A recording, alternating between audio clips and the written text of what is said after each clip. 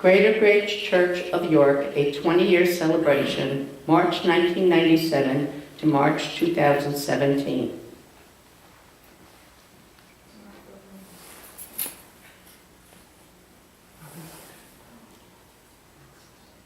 Use the lower arrow.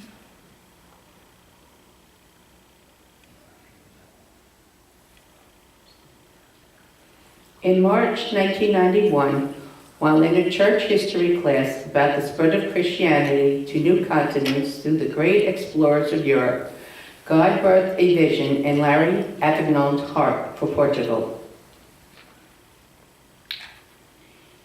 In January 1992, he began his Bible college practicum at Greater Grace Church in Carlisle, PA, where Pastor Ray Kasialik gave him an open door to teach and get involved in ministry.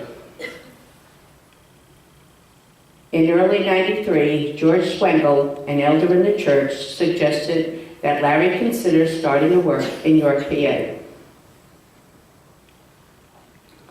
At first, he didn't give it a serious consideration. God had clearly spoken to him about Portugal, and that was the focus of his thoughts and prayers.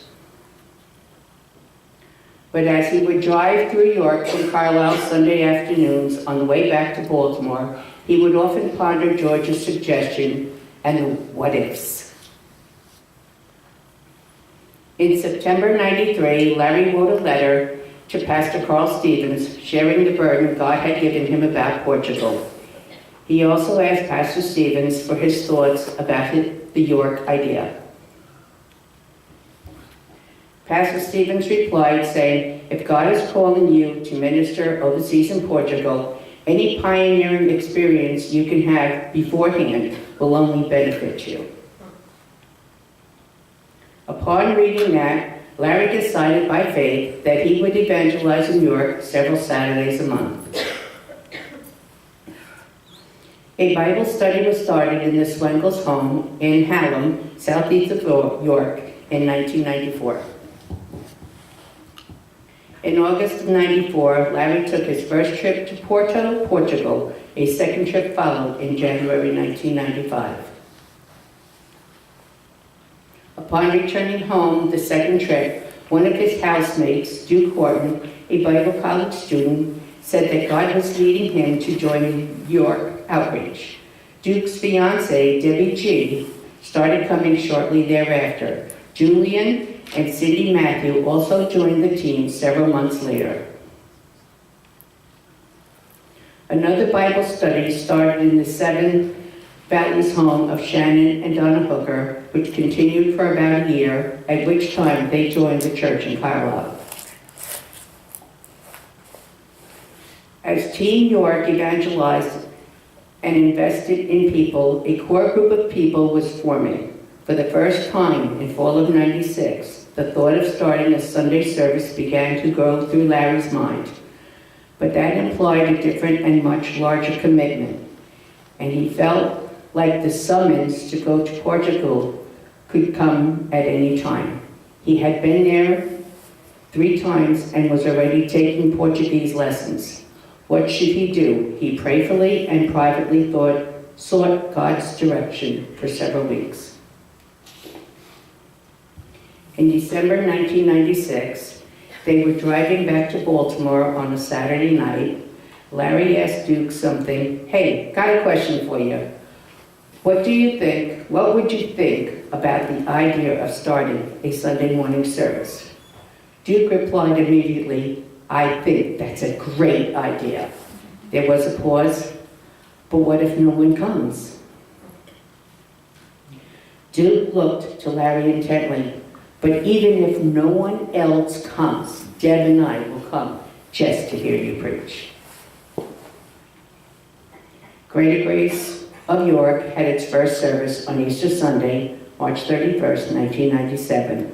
Approximately 12 people were present at that first service. In August of '98, while visiting the Greater Grace Church in Brazil, Pastor Larry sensed God telling him it was time to go to Portugal. His last service was in York, was in February 1999. This is Pastor Larry's last service of February 1999.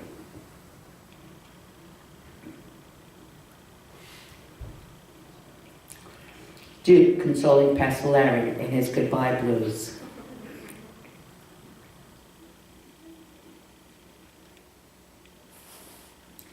Duke became the interim pastor.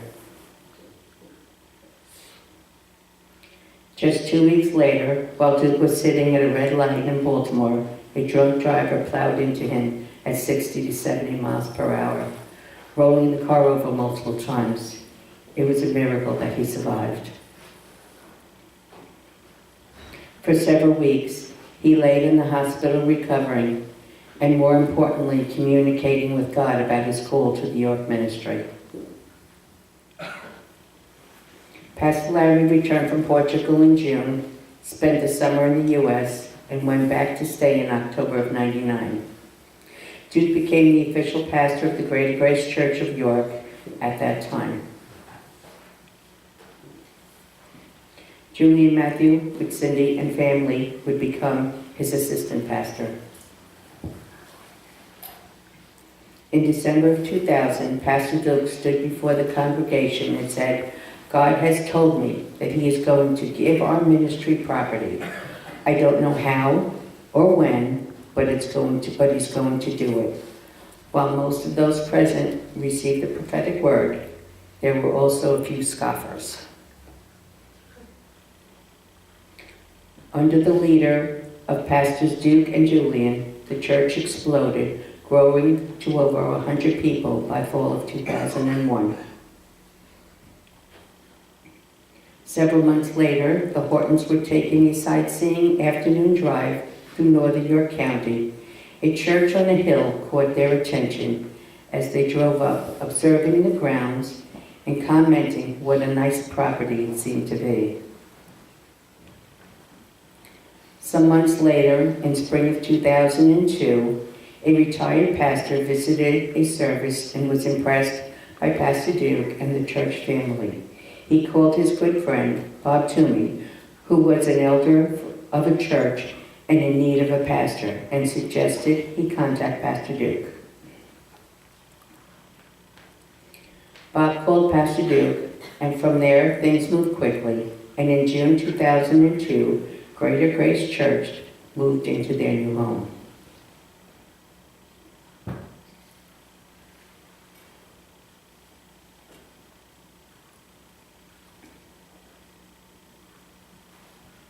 It was the same church on the hill that the Hortons had stumbled upon months earlier.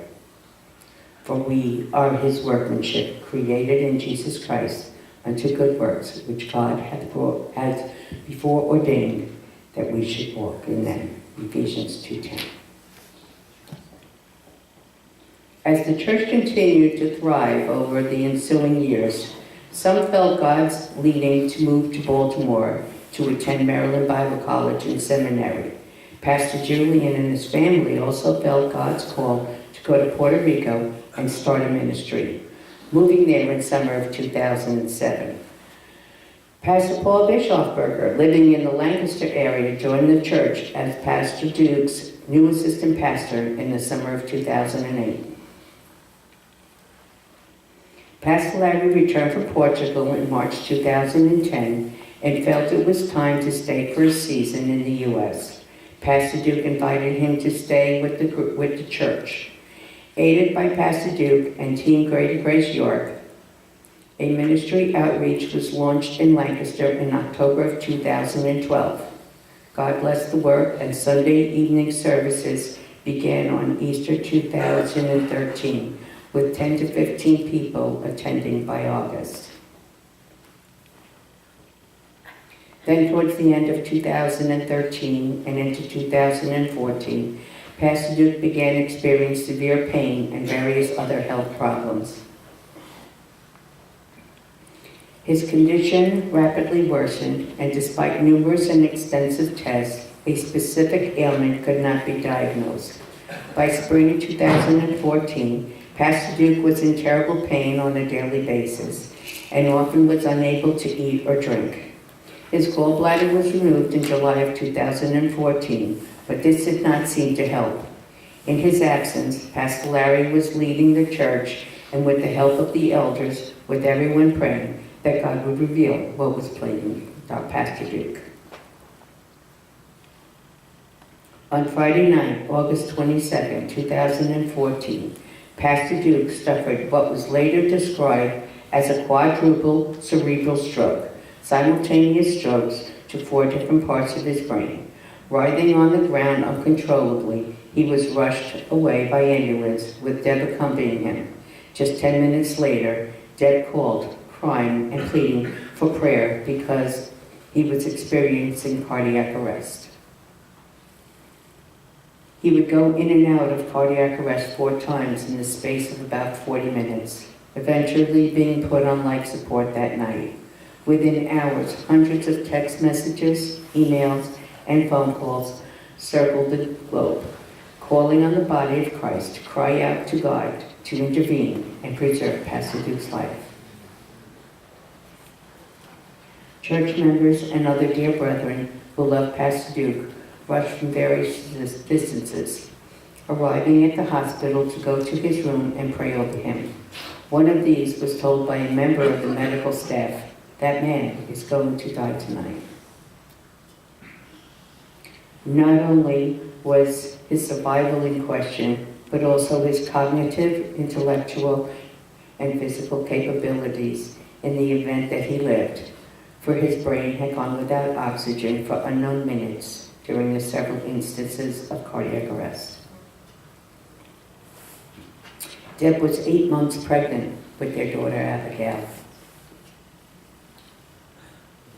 Miraculously, God preserved Pastor Duke's life. While he was able to return home several weeks later, he still had all the same health problems from before, and he was now beginning a long, painful, and tedious recovery from the effects of the strokes as well. In the midst of the initial shock of these events, the heartbreak everyone had over Pastor Duke's situation, and the complete unknown regarding whether he could ever recover, there was an initial period of confusion and uncertainty about the future of the church and who would lead it. But the church family stuck together, satisfied to wait patiently to see how Pastor Duke's recovery would progress. Eventually, there was a mutual agreement in September 2015 that the oversight of the church would change hands for the second time in 16 years between Duke Horton and Larry Avignon. Pastor Duke, glory to the living God, has come a long way and is advancing in his recovery. Some faithful members who have helped us make this far. We have Sue Ketterman, an original Greater Grace Yorker since 1996. Doug and Darcy Queech. Cody Walker, now living in Baltimore, attending the Bible College and serving as a valuable staff member in the GGWO AV department. Jerry Weaver. The Hortons, as well as Jerry Horst, Miss Ruth, Pastor Larry, Pastor Paul, and the Lancaster crew, as others. Photos not available. By God's exceeding and abundant grace, Greater Grace of York continues to serve our precious and awesome God with passion and fervency. Reaching the world one person at a time, and making an impact as we march ever closer to the day of his appearing.